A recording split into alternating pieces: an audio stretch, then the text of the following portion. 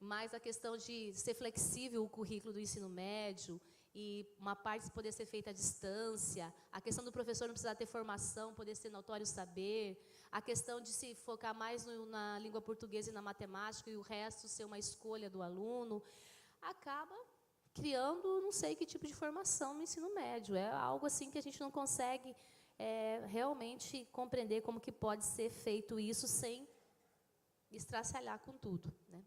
Então, eu coloquei esse esquema aí, e pode passar mais uma vez que vai aparecer uma outra imagem, no mesmo slide. A gente vê aí, basicamente, o que está nessa imagem, né? Um controle do sistema do professor e o professor controlando os alunos como robozinhos mesmo, né? Técnicos, enfim, uma coisa bem instrutiva e técnica. Pode passar. Tem uma outra imagem aí que está falando da meritocracia, porque é isso que delineia essa BNCC, né? Todos têm a mesma oportunidade de fazer o vestibular, mas que condições ele teve antes de se preparar numa educação básica para fazer o vestibular igualmente, né? Todos têm a mesma condição, têm a mesma oportunidade de fazer o ensino médio, mas qual o ensino médio, né, o filho do trabalhador e o filho da elite vai fazer? Então, a meritocracia, ela trabalha com essas questões, né, de você pode fazer, você está numa sociedade democrática, você tem oportunidade ou você tem a possibilidade, mas não leva em conta as condições sociais que cada aluno, cada família tem. Então, realmente, a meritocracia é uma representação muito clara desse sistema que nós vivemos e do que está aí. Então, por que a pedagogia histórico-crítica não coaduna com essa BNCC? Porque ela está fundamentada num modelo totalmente instrumental e tecnicista, teorias relativistas, que são as teorias do aprender a aprender, e que criticam aquilo que nós sabemos que é a função essencial da escola, que é transmitir conteúdos historicamente produzidos e acumulados pela humanidade, na sua forma mais elaborada, na sua forma mais rica, e, com isso, ensinar verdadeiramente os nossos alunos, né? E como a Fernanda também falou ontem, eu falei, nossa, os discursos estão bem articulados porque estamos todos ancorados numa mesma concepção, né? A gente não tem que ter medo de falar ensinar e transmitir, porque é isso, o conhecimento já está produzido, o que nós vamos fazer agora é transmitir para as novas gerações, é ensinar para as novas gerações, a gente não vai construir o conhecimento, ele já existe. Claro que a gente continua, né, enquanto cientistas aí de todas as áreas, avançando, mas o que está selecionado, está dentro do currículo, já está produzido. Então, agora a gente realmente vai ensinar, vai transmitir para as novas gerações. Uma outra questão é levar em conta que essas teorias relativistas, essas teorias do aprender a aprender, ou vamos falar agora de forma mais específica, então, das competências, ela defende o aprender pela prática, o aprender pelo senso comum, o aprender pela experiência do cotidiano, e, com isso, desvaloriza a função do professor. Porque, a partir do momento que você pode trabalhar o simples, que você pode trabalhar o senso comum, que você pode trabalhar o menos complexo, não precisa ser uma pessoa muito bem formada, não precisa ser alguém com grande especialização. Qualquer um pode ensinar isso. Então, a gente tem que tomar cuidado, porque esse discurso sedutor, que faz parecer um mar de rosas a nossa profissão, a nossa formação ou o nosso ato de ensinar, acaba desmerecendo o que nós fazemos, a importância da nossa profissão. Então, trabalhar pelo senso comum, trabalhar pela experiência do cotidiano, trabalhar pelos campos da experiência, trabalhar pelas competências, acaba também desvalorizando a nossa profissão, né?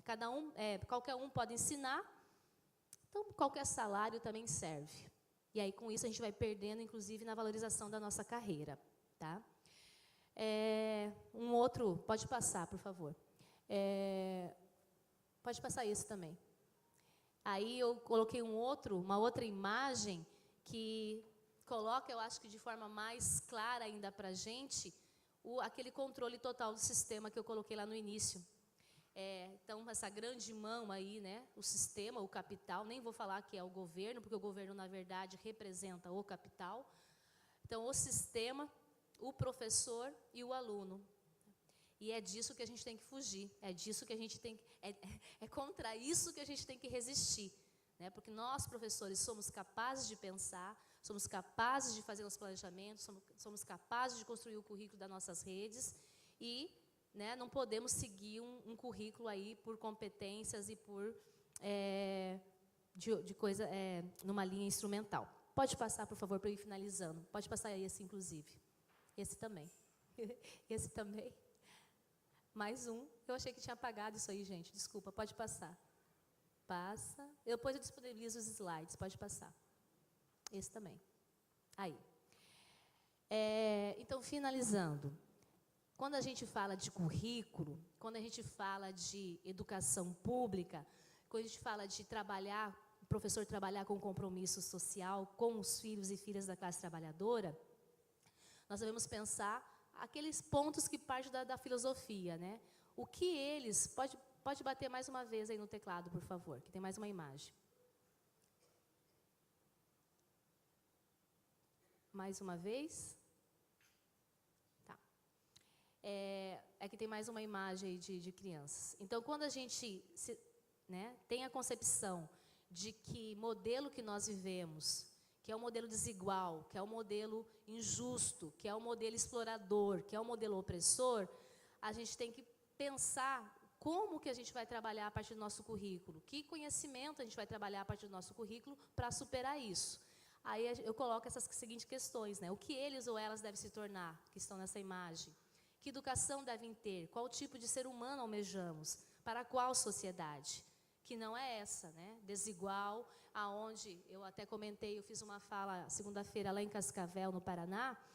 Não podemos achar que melhorando um pouquinho ou fazendo uma breve mudança no modelo capitalista, a gente está avançando. A gente precisa transformar realmente esse modelo que não nasceu assim, né? A nossa sociedade não nasceu, não é natural o capitalismo. A gente passou da sociedade primitiva para a escravista, da escravista para o feudalismo, do feudalismo para o capitalismo. Quer dizer, é possível construir uma outra sociedade, né? E não é aceitável, né?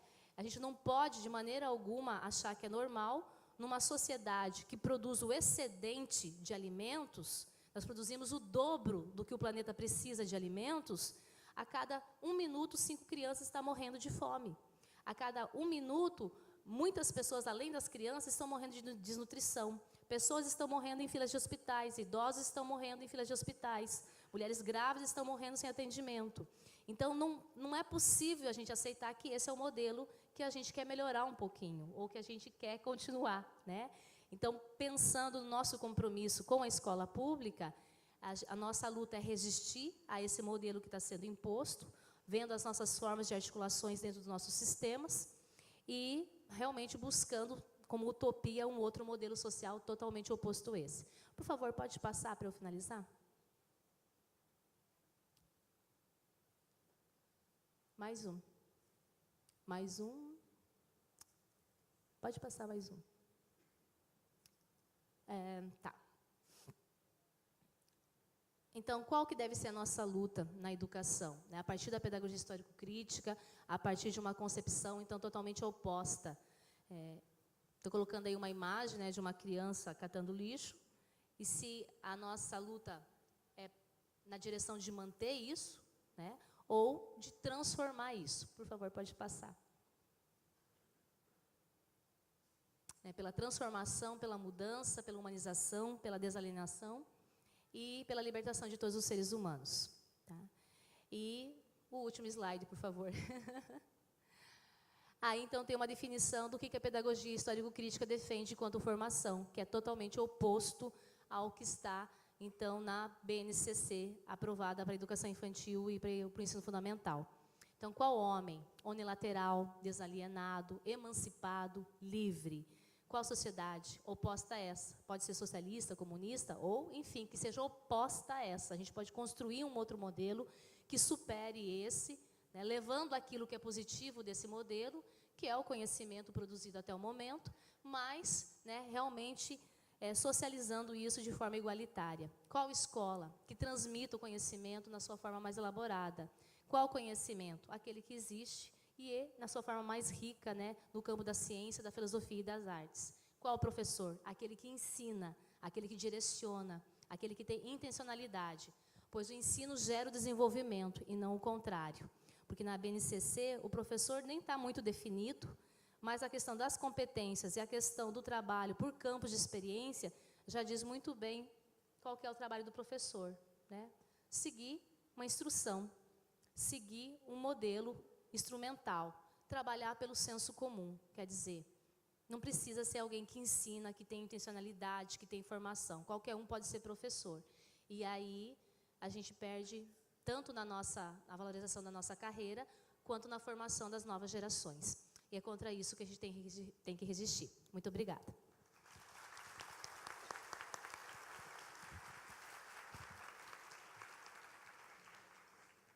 Agradeço, né, as contribuições da professora Júlia, eu acho que nos faz refletir bastante, né? E agora passaremos, então, a palavra ao professor Alexandro, né, com as suas contribuições. Também gostaria de fazer uma breve apresentação do professor Alexandro, para aqueles que não o conhecem. O professor Alexandro é graduado em Letras e Pedagogia, com mestrado e doutorado em Educação. No seu doutorado estudou currículo e educação especial, possui pós-doutorado pela UFES, desenvolve pesquisas no âmbito da educação especial, nas áreas de formação docente, políticas públicas, currículo, atendimento educacional especializado e práticas pedagógicas inclusivas. É docente do programa de pós-graduação em Ensino, Educação Básica e Formação de Professores no Centro de Ciências Agrárias e Engenharia da UFES e coordenador do Programa de Pós-Graduação em Educação, Mestrado Profissional do Centro de Educação da UFES. Tem publicado artigos sobre currículo e educação especial. Então, professor Alexandre, um prazer tê-lo aqui conosco hoje. Agora passo a palavra ao senhor para que tenhamos as suas contribuições também no debate dessa mesa. Bom dia a todos e a todas. Eu vou precisar ficar em pé pela questão, só vou me dar torcicolo de tanto tentar olhar para trás para acompanhar os slides. E aí, eu quero agradecer a organização do evento, em especial a professora Sônia, pela confiança de nos delegar uma tarefa tão complicada, que é pensar a questão do currículo e educação especial, porque eu acho que é a questão que mais nos incomoda.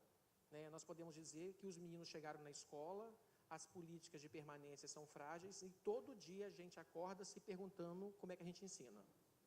Como é que a gente ensina a qualquer menino, inclusive os meninos público-alvo da educação especial. Então, o debate, a professora faz uma excelente explanação das questões gerais, né? Oi? Tá baixo? Tá ligado? Tá dando para ouvir agora? Tá?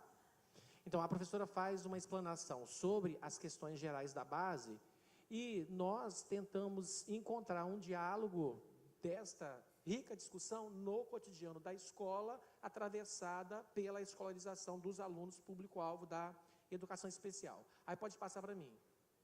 Então, quando nós olhamos a questão do currículo, nós já temos aí um conceito que nos atormenta, que é perguntar o que significa currículo. Porque dentro do cotidiano da escola, nós temos diferentes abordagens, diferentes maneiras de lidar com as questões do currículo. Nós temos dentro da escola, transitando com muita força, uma concepção do currículo prescrito, e aí eu rememoro, por exemplo, aqui no Espírito Santo, quando nós constituímos o currículo básico da rede estadual de ensino, onde foi determinado que nos 78 municípios do Espírito Santo nós teríamos uma planificação do currículo, desde Dores do Rio Preto, que faz divisa lá com Minas Gerais, até talvez Pedro Canário. Então, todas as escolas trabalhando o mesmo currículo, e lá no cotidiano da escola, essa situação se conflitava com a realidade que nós encontrávamos. Por exemplo, numa escola que eu era pedagogo, e quando você chegava na turma do primeiro ano, a gente se perguntava como trabalhar aquele currículo engessado com os alunos concretos que a gente tinha. Alunos que tinham trajetórias muitíssimo diferentes de aprendizagem, e a gente se perguntava, gente, mas como começar a trabalhar isso se o menino precisa, inclusive, dar conta de outras coisas para entender o que o professor está falando? E aí, o que rolava na escola? Mas a superintendência vai vir aqui cobrar, nos inspecionar, para saber se aquilo que está prescrito está sendo cumprido.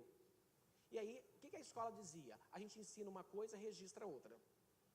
Porque já que a superintendência quer vir aqui e cobrar para saber se efetivamente lá no diário do professor as questões prescritas estão sendo cumpridas, a escola dizia, tem que criar burlas.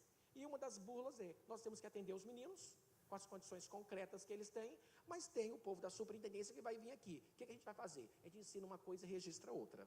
Então, a questão da prescrição é muito presente na escola, cria uma concepção de currículo camisa de força e que a escola se vê diante de um dilema entre aquilo que foi pré-determinado a ser ensinado com os meninos e a trajetória concreta dos alunos que nós deparamos todo dia na sala de aula.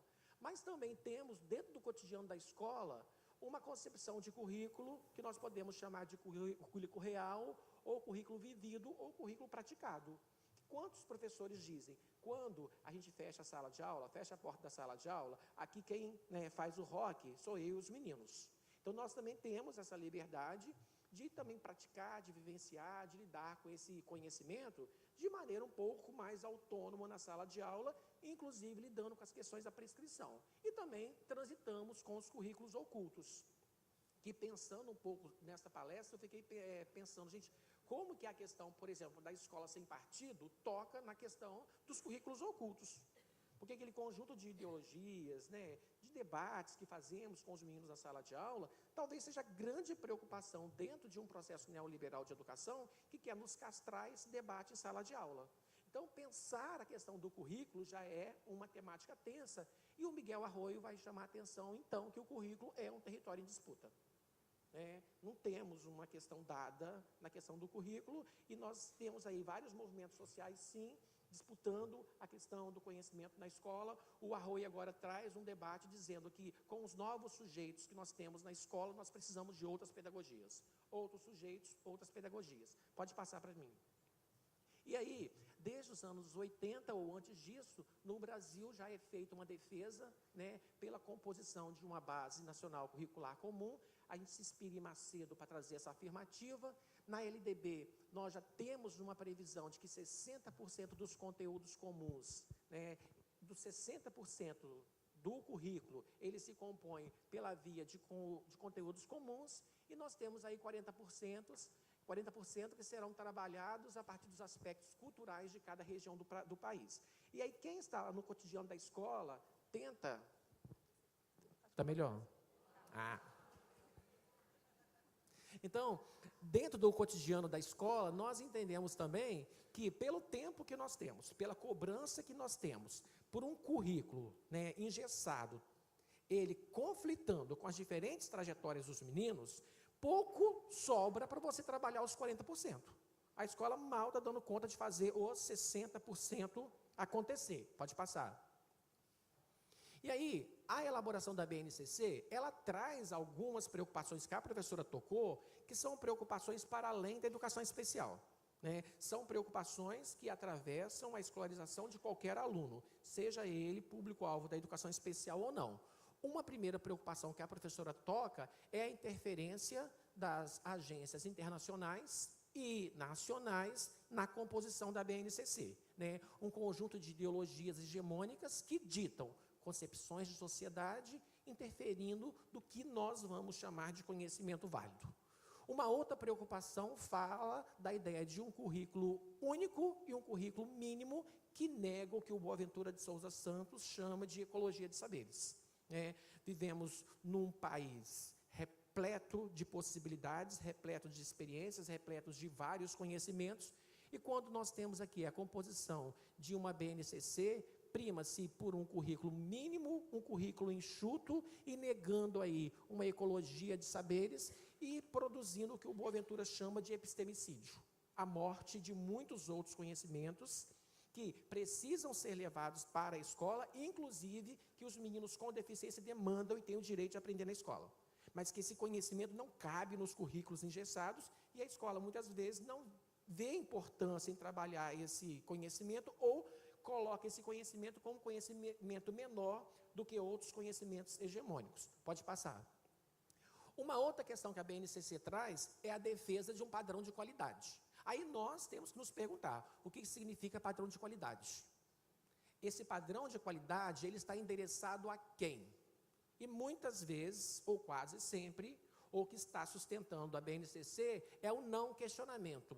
Qual a trajetória escolar dos alunos? Como que esses alunos chegaram às escolas? Quais são as suas condições concretas de vida? O que eles alcançaram? O que eles avançaram? Quais são os processos? Como eles se relacionam com o conhecimento? Como eles aprendem? Então, é uma questão tensa no campo da educação especial, porque essas questões são as questões que nos movem a pesquisar, nos movem a se interessar pela modalidade de ensino e, mediante uma concepção de uma base comum que prima pela ideia de um sujeito padrão para se apropriar desse conhecimento, a escola também projeta a ideia de um menino pronto. A escola projeta um ideário de aluno que vem pronto para escolas, para se apropriar desse conhecimento também pronto, e ela, muitas vezes, a BNCC castra a escola de se permitir fazer esses questionamentos, que são importantes para pensarmos a aprendizagem de qualquer aluno, inclusive no ensino superior. E uma outra questão é a relação estabelecida da BNCC com as avaliações de larga escala. Quem está no cotidiano da escola sabe o que é ser cobrado, não é verdade? Sobre as questões de eu preciso trabalhar esse conteúdo, porque é esse conteúdo que vai ser cobrado nas avaliações de larga escala. Eu, diretor, serei cobrado, porque no processo de ranqueamento da escola eu também tenho que ficar bem, porque se eu não ficar bem, inclusive, minha cabeça ela é cortada. Então, aqui há um processo em que a BNCC, atrelada às avaliações de larga escala, a gente não consegue pensar. O conhecimento serve, muitas vezes, à escola. A escola, nessa lógica, né, mercadológica, ela serve às avaliações de larga escala, mas ela não dá conta da formação integral de um sujeito que tem o direito de se apropriar do conhecimento. E aí, como a gente estava falando, a questão do ranqueamento das escolas. Aqui no Espírito Santo, saiu o resultado do IDEB, automaticamente as mídias, elas publicam. E as escolas, elas se engalfinham para dizer qual é a melhor escola. E as pessoas nem se preocupam em saber efetivamente qual é a nota. O importante é dizer, a minha escola tem a melhor nota, a minha escola é a escola que tem a maior qualidade. E muitas vezes a gente não para perceber os processos de exclusão que se desenharam dentro dessa escola, para essa escola, inclusive, alcançar esta, entre aspas, maior nota. Pode passar. E aí, como que a ANPED, por exemplo, tem se manifestado em função da BNCC? Né? Como a professora falou, nós também somos sujeitos de resistência, nós temos resistido, nós temos, embora a consulta online, né, nos castram a participação, outros veículos de participação têm se composto, e aqui nós temos a ANPED. Como que a ANPED se manifestou, por exemplo, em relação à elaboração da BNCC? Em tempos de rupturas e questionamentos dos campos disciplinares em todo o mundo, a construção de uma BNCC a partir e somente orientada por conteúdos definidos por alguns especialistas em diferentes áreas do conhecimento é uma proposta natimorta. Tal proposta desconsidera relações inter e entre as áreas e os conhecimentos que seriam próprios e constitutivos, além de não ser capaz de contemplar algumas das metas especificadas nos protocolos propostos a de atribuir conteúdo social aos conteúdos escolares, visto serem esses respostas às relações e sentidos que transcendem os próprios conteúdos. Pode passar. E aí, como que nós percebemos todo o impacto dessa questão no campo da educação especial? Né?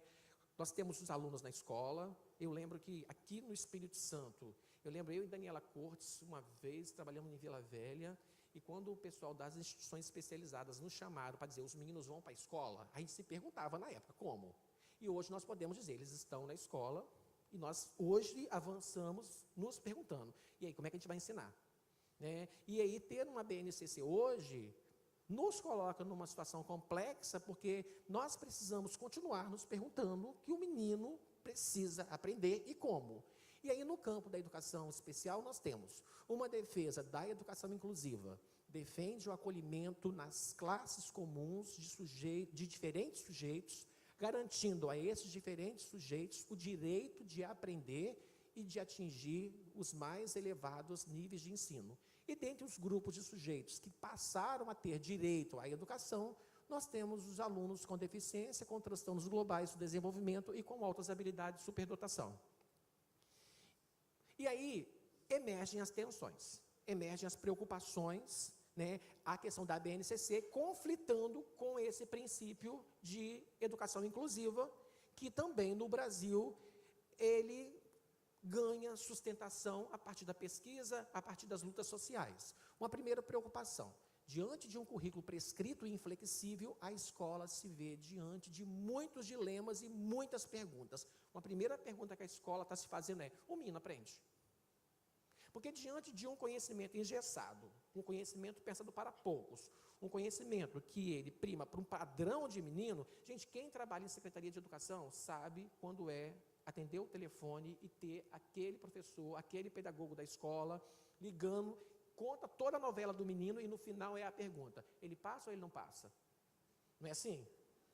Que é uma dúvida. A gente sabe que o menino se apropriou de um conjunto de conhecimentos, mas a pergunta é: mas não cabe, não está prescrito, não está previsto. Isso aí, esse conhecimento, ele é relevante para ele avançar? Então a escola está se perguntando: esse sujeito aprende? O que ele aprende? O que ele aprende? O que eu vou ensinar?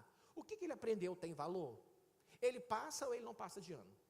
E aí, já no doutorado, né, e depois no pós-doutorado, e alguns alunos vêm discutindo essa questão também, parece que essa concepção de currículo engessado, único, né, inflexível, tem disparado no professor o que nós temos chamado de paralisia docente. O professor, muitas vezes, ele não reconhece também o quanto ele sabe, o quanto ele pode, o quanto ele faz. Porque ele faz, ele tenta, nós tentamos. Mas quando a gente vai pensar o que o menino aprendeu, conflitando com o conhecimento enrijecido na escola, nós também desenvolvemos em nós a ideia que nós não sabemos. E muitas vezes no campo da educação especial, nós mais evidenciamos o que nós temos dificuldade do que nós tentamos. E aí, essa relação de um conhecimento engessado com a trajetória de um menino que tem, assim, uma trajetória, né, que demanda um apoio diferenciado, tem gerado no professor uma certa paralisia docente, pois ao se deparar com um aluno concreto que ele tem, diante desse currículo, o professor não sabe dizer, não sabe validar a prática pedagógica que ele vem compondo com o menino e o próprio conhecimento que o menino vem constituindo. Pode passar. Uma segunda tensão: a ideia de padrão de qualidade, também ela pressupõe um padrão de aluno.